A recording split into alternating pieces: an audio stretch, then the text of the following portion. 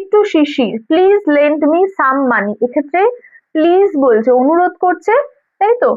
এই যে যখনই প্লিজ কথাটা থাকবে তখন আমরা অর্ডার্ড কথাটা কিন্তু লিখতে পারবো না, তখন কি লিখবো আমরা? রিকোয়েস্টেড। তাহলে সুনীল রিকোয়েস্টেড শিশির।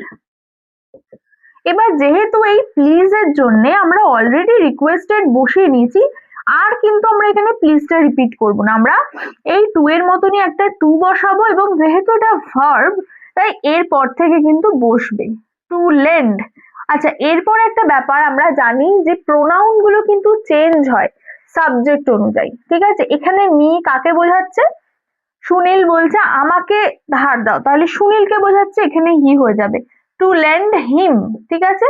হিম। এবার এখানে হিম এর ব্র্যাকেটে যাকে বোঝাচ্ছে সেই নামটা লিখে দিতে পারো, না হলে তো হিম বলতে শিশিরকেও বোঝাতে পারে, তাই আমরা মেনশন করে দিলাম যে Sunil requested Shishir to lend him some money, to lend him some money.